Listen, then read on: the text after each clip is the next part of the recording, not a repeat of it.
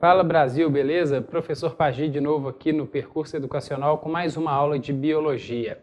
Vamos começar? Nós estamos dando continuidade agora à nossa série de aulas de histologia, o estudo dos tecidos. Na aula passada eu falei brevemente sobre os grandes grupos de tecidos e agora eu começo a entrar nos grandes grupos e dar mais detalhes sobre eles, beleza? Vem aqui comigo. Vamos só lembrar alguns aspectos que a gente falou na aula passada. Na histologia animal, a gente agrupa os tecidos em 4 grandes grupos. Tecido epitelial, tecido muscular, nervoso e conjuntivo. Olha, o tecido epitelial está de cor diferente. Esse é o tema da nossa aula.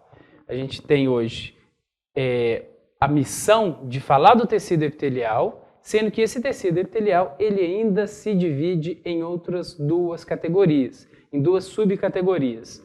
O tecido epitelial de revestimento, também chamado de epitélio ou epitélio de revestimento, e o tecido epitelial glandular, que vai dar origem a glândulas. A gente vai ter uma aula só para falar das glândulas, beleza?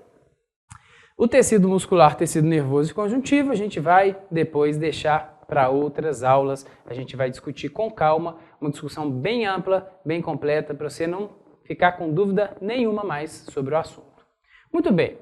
O que os epitélios têm de característica e função? Nós estamos falando de tecido epitelial de revestimento. Revestir significa cobrir. E aí você pode pensar o seguinte, o revestimento pode ser tanto externo quanto interno. Pensa um pouquinho, nós somos formados por órgãos. Muitas vezes esses órgãos são ocos, têm cavidades internas. Então a gente precisa revestir e proteger tanto externamente um órgão quanto internamente. Os nossos vasos sanguíneos, por exemplo, são tubos. Esses tubos têm um revestimento externo, mas tem que ter também um revestimento interno. A gente vai discutir a importância desse revestimento interno para a dinâmica do sangue que flui ali dentro. Beleza? Muito bem. Então, vamos pensar aqui em algumas características. Primeiro, proteção. Um tecido epitelial de revestimento, ele existe primariamente para proteger o órgão ou proteger os outros tecidos abaixo dele.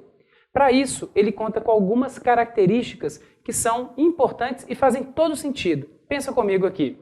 Células justapostas. O que é uma célula justaposta à outra? São células que estão extremamente unidas, bem agarradinhas.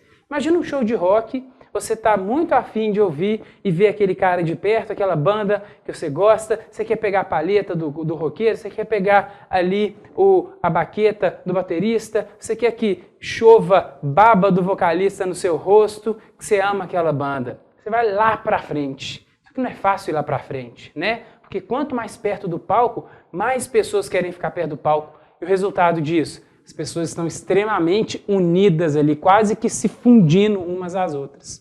É mais ou menos essa ideia das células que se encontram no tecido epitelial. Elas estão muito unidas por substâncias cimentantes, substâncias que mantêm essas células unidas. Mas não é muita substância, é pouca substância. Então, basicamente, a gente vai ter uma camada, uma capa de células bem unidas, bem coesas umas às outras. É isso que significa células justapostas. Uma outra característica é que esse tecido ele não tem vascularização, ou seja, não tem vasos sanguíneos. A nossa pele, por exemplo, que é um órgão, né, e não um tecido, ela é revestida externamente por tecido epitelial de revestimento. Muitas vezes, às vezes, quando você se corta, às vezes o corte ele é tão superficial que você até sente o corte, mas não sangra. Por que será que não sangra? É porque ele não atingiu ainda a camada do tecido conjuntivo que é vascularizado. Se não tem vasos sanguíneos, não tem sangramento. Então, às vezes, você dá um cortinho pequenininho e não sangra porque você não atingiu ainda o tecido vascularizado. O tecido epitelial, aquele que cobre, é avascularizado. Portanto, as células que estão ali, as células vivas, metabolicamente ativas, que estão ali, vão receber o oxigênio e os nutrientes a partir do processo conhecido como difusão. Beleza? Então a difusão vai ser responsável para transportar célula a célula o oxigênio, retirar célula a célula o gás carbônico, transportar glicose, aminoácidos e outros nutrientes que essa célula eventualmente precise. Beleza? Então essas são as características que você tem que ter em mente. Células muito firmes, firmemente unidas e sem vasos sanguíneos entre elas. vem cá comigo agora. Nós classificamos, em geral, o tecido epitelial de revestimento de acordo com duas formas ou dois parâmetros diferentes, dois quesitos diferentes, na verdade. A gente pode classificar, e na verdade a gente usa essa classificação conjunta, tá? Quanto ao número de camadas, quantas camadas de célula, quantos andares de células que existem, né? Ou então pelo formato das células. Na verdade, como eu falei antes, a gente junta as duas coisas, ok? Então, olha só, se o tecido apresenta uma única camada de células, e depois eu vou mostrar no desenho como que isso pode aparecer, né? Se o tecido tem uma única camada de células entre a parte de fora do órgão e o tecido conjuntivo abaixo dele, a gente fala que o epitélio ele é simples. Um outro nome para esse epitélio é epitélio simples ou uniestratificado, tá bom? Então a ideia aqui é que ele é simples porque ele tem apenas uma única camada de células. Pula esse nome intermediário aqui e vai para o outro. Estratificado, estratos, camadas. Beleza? Aqui a ideia é de camadas, andares de células. Então eu vou ter uma célula em cima da outra, em cima da outra, em cima da outra, em cima da outra. Várias camadas de células. A gente fala então em epitélio estratificado. Estratificado. Na microscopia, a gente identifica essas camadas das células pela presença do núcleo. É muito difícil quando você está analisando uma lâmina de histologia, uma lâmina histológica, tipo um corte de pele, ou então um corte da traqueia humana. Para você poder perceber ali os tecidos que constituem, é muito difícil você delimitar as células, porque a membrana é uma coisa muito fininha, e pelo microscópio óptico você não consegue enxergar direito. Mas, como que você faz então para determinar o número de camadas? Você vai pelo núcleo. Né? O núcleo normalmente é a porçãozinha mais coradinha da célula, então você consegue ver. Se tem um monte de núcleo enfileiradinho assim, um do lado do outro, não tem nem em cima nem embaixo, o que você vai pensar? É uma única camada de células. Agora, se tem vários núcleos em diferentes alturas, são várias camadas de células. Foi baseado nesse julgamento que durante muito tempo alguns estudiosos enxergavam um tipo de tecido de revestimento simples, ou seja, de uma única camada, mas parecendo ser estratificado. Isso por quê? Porque as células não são homogêneas, as células não são idênticas. E esse núcleo, às vezes, ele variava na altura. Então, quando o estudioso estava vendo a lâmina, vinha um núcleo aqui, outro aqui no meio, ele inferia que aquelas diferentes posições dos núcleos indicariam diferentes camadas. Mas depois, numa análise mais cuidadosa, viu e percebeu-se que era uma única camada. Ou seja, existe um tipo de tecido epitelial que a gente vai chamar de tecido epitelial pseudoestratificado. Todo mundo está cansado de saber o que essa palavrinha significa, do grego. Falso, né? É uma estratificação falsa.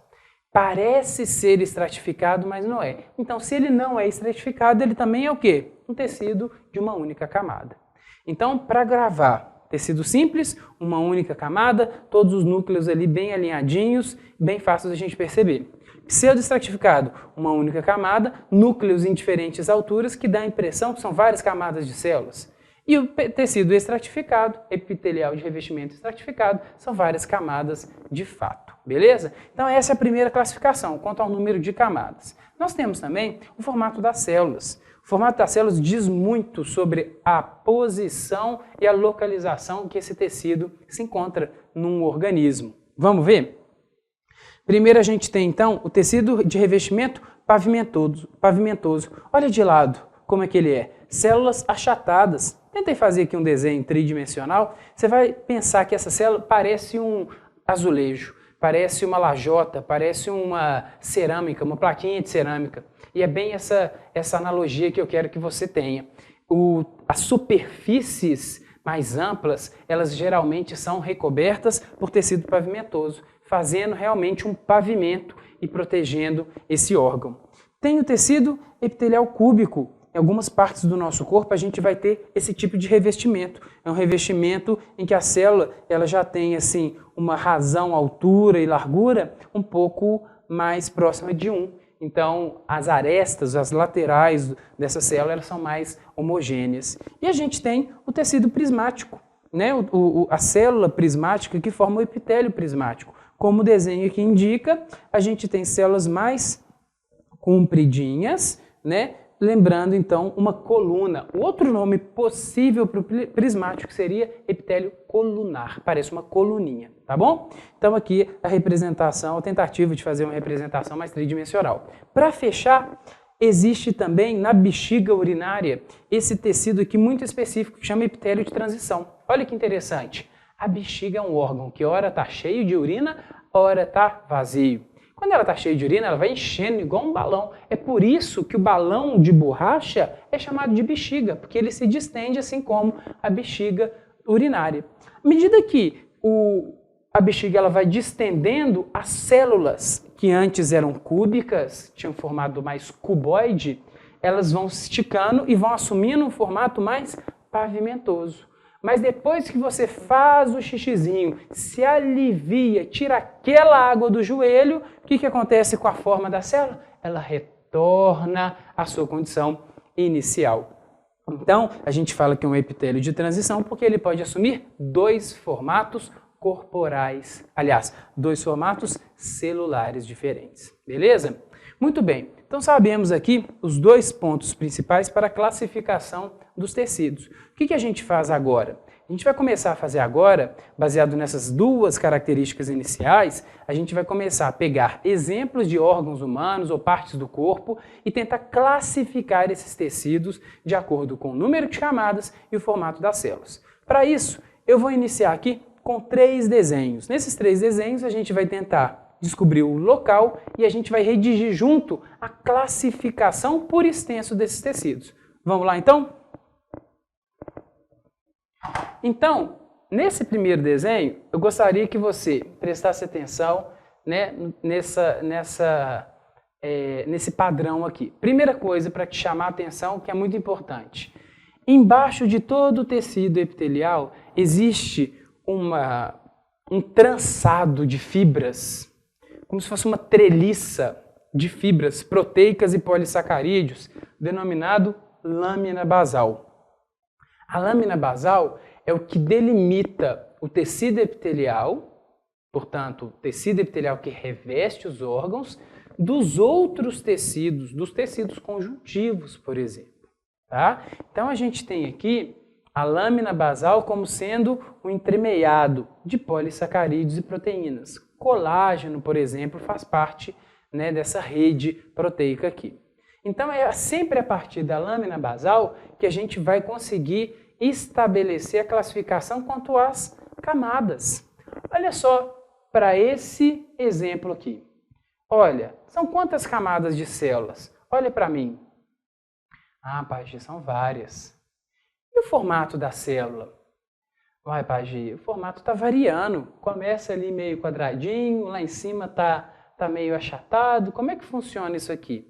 Quando a gente classifica o formato das células, é em relação às camadas mais externas, as camadas superiores. Então, dica, você vai sempre olhar para as últimas camadas. E como é que essa camada de célula final, ela tá? É uma célula pavimentosa, cúbica ou prismática? Olha, dá um tempinho aí para você responder. Ah, você viu e comparou. É uma célula pavimentosa, não é?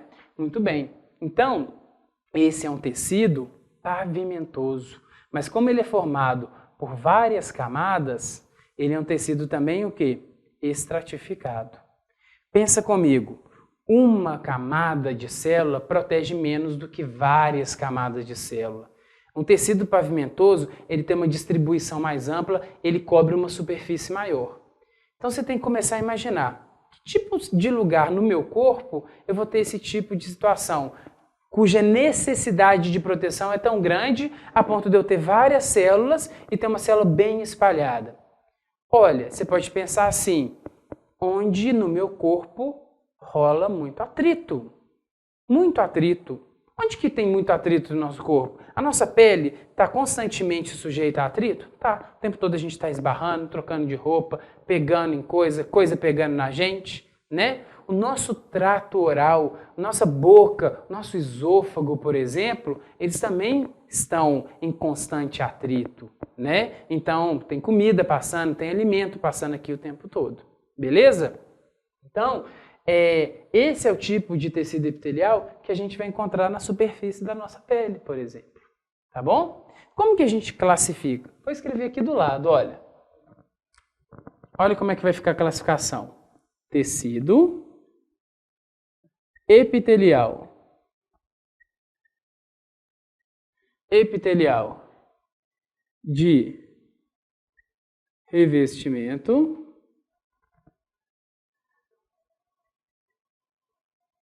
número de camadas de células. Várias, né? Então você vai colocar o quê? Estratificado. Estratificado pavimentoso.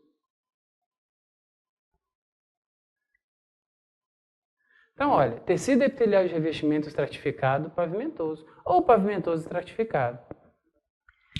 Nesse caso aqui, eu coloquei dois lados desse mesmo tecido. Um lado protegido por uma grossa camada de queratina. Essa queratina ela vem da morte das células desse tecido epitelial que é continuamente produzido. A gente troca essa parte de cima da nossa pele há aproximadamente 2 a 3 semanas.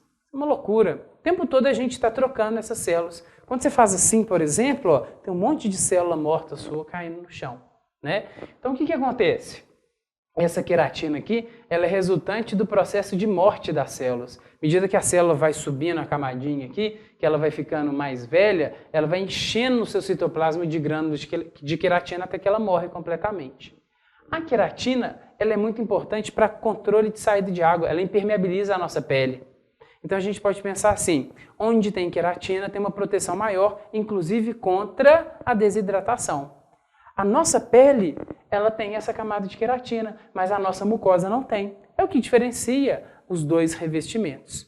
Então, olha só, tecido epitelial de revestimento estratificado pavimentoso ou pavimentoso estratificado para esse lado de cá, com camada córnea.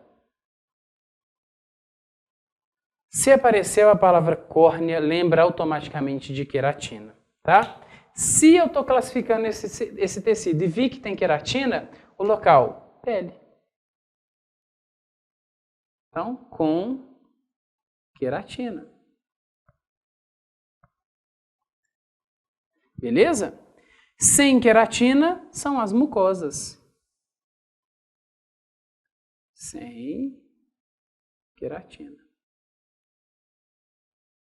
Como falei para vocês, a mucosa da boca, a mucosa do esôfago são exemplos desse tipo de revestimento, ok? Aqui embaixo agora, gente, olha para esse desenho aqui. Vamos olhar para esse desenho aqui para depois a gente passar para o último exemplo. Olha isso aqui. Quantas camadas de célula você está vendo dispostas acima da lâmina basal? Uma só. Como é que o núcleo dessas células estão? Os núcleos eles ocupam alturas diferentes. Gente, nesse desenho que eu fiz para vocês, que é um desenho esquemático, que eu fiz, eu delimitei muito bem a membrana. Mas quando você olha isso no microscópio, você não enxerga a membrana. Então fica difícil até de você entender um pouco. Você precisa treinar o olho para você conseguir enxergar. Só que, como eu falei antes, inicialmente você bate o olho e pensa em quê? Olha só para o núcleo, você vai achar que ele é estratificado. Por quê? O núcleo apresenta várias alturas relativas. Você vai achar que são várias camadas, mas na verdade é uma única camada. Então aqui a gente vai falar o quê? Tecido epitelial de revestimento simples. E qual que é o formato dessa célula? Qual que é o formato que predomina aqui? Olha aqui. Vem cá, produção. Qual é o formato? Pavimentoso, cúbico ou prismático? É o prismático. Legal. Então, a gente vai pensar no seguinte. Tecido epitelial de revestimento simples, prismático. Só que ele contém outros elementos que a gente pode agregar no nome. O que são esses cabelinhos aqui, ó? Na porção apical, no ápice das células? São cílios. O que são essas células meio triangulares aqui, cheias dessas bolinhas, essas bolinhas verdes? Olha, são células produtoras de muco. O nome dessa célula, pelo fato dela ser triangular e lembrar um cálice, é célula caliciforme. E essa célula é uma célula rica em aparelho de Golgi e retículo endoplasmático rugoso, que fabrica o tempo todo muco, meleca, catarro. E aí elas produzem e secretam esse muco. Peraí, se eu falei em catarro, que sistema do seu corpo que você vai lembrar? Sistema respiratório. Ah, então e essa célula aqui específica, ela está localizada em alguma parte do sistema respiratório. O muco funciona como se fosse uma cola que prega todas as partículas de suspensão do ar que eu inspiro. Primeira limpeza, os pelos. Segunda limpeza, o próprio muco produzido aqui pela nossa mucosa nasal. A terceira e última limpeza, nas nossas vias aéreas daqui para baixo, na traqueia e nos brônquios. Esse epitélio é o epitélio que está localizado na traqueia e brônquios da árvore respiratória. E aí, como que a gente nomeia, como que a gente classifica esse tecido? Vamos lá. Vou escrever aqui do lado. Tecido epitelial de revestimento. Quantas camadas? Uma só. Simples. Aliás, olha aí, ó, olha o perigo. Revestimento simples, porque é uma camada só. Mas como que os núcleos estão? Ah, eles estão dispostos em alturas diferentes. Então você vai colocar assim, tecido epitelial de revestimento pseudo estratificado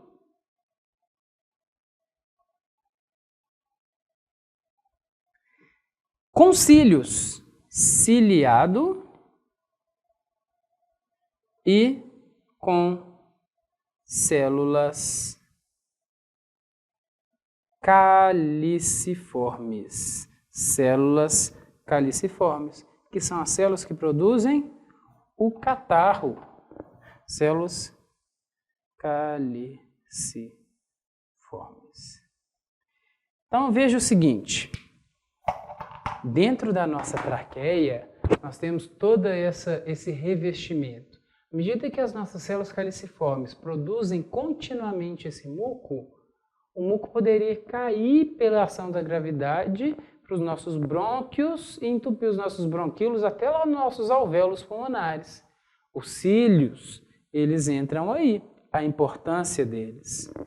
Eles vibram numa mesma direção, provocando uma corrente desse muco. Esse muco, ele sobe até a garganta, até o encontro da faringe, né? Lá na faringe, que é a convergência entre o sistema respiratório e o sistema digestório. Na hora que o muco chega aqui, você sente aquele incômodo assim, você engole. Ou então você cospe. Essa é a opção de cuspir também. Não precisa de engolir, não. E aí, se você engole, você está engolindo o quê? O muco, né? O catarro que subiu pela ação dos seus cílios. Beleza? Isso é normal, isso acontece o tempo todo. Então aqui a gente tem. Vocês estão vendo que a classificação ela é extensa, né? Ela é grande, ela tem que levar em consideração todas as características do tecido. Esse aqui último, olha que simples. Olha que desenho fácil. Eu estou vendo aqui a lâmina basal, e em cima da lâmina basal, células muito semelhantes, os núcleos todos alojados na mesma altura, então com certeza eu sei que só tem uma camada de células aqui.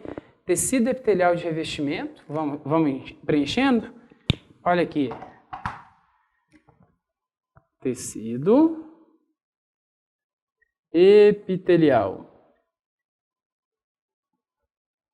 de Revestimento.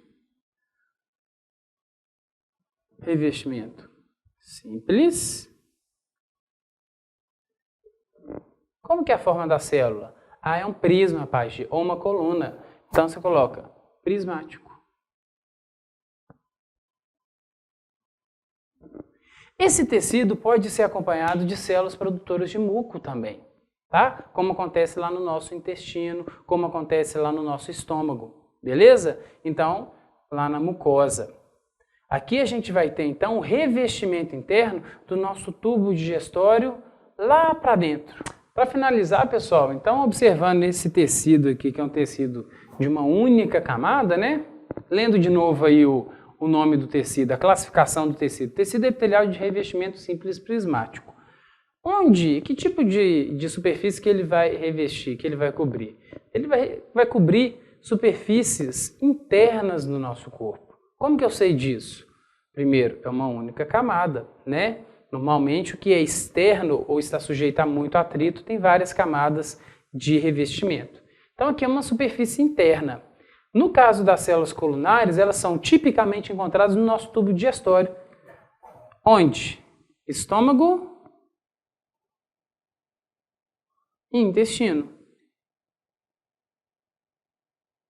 Tá? Lembrando que isso aqui é o revestimento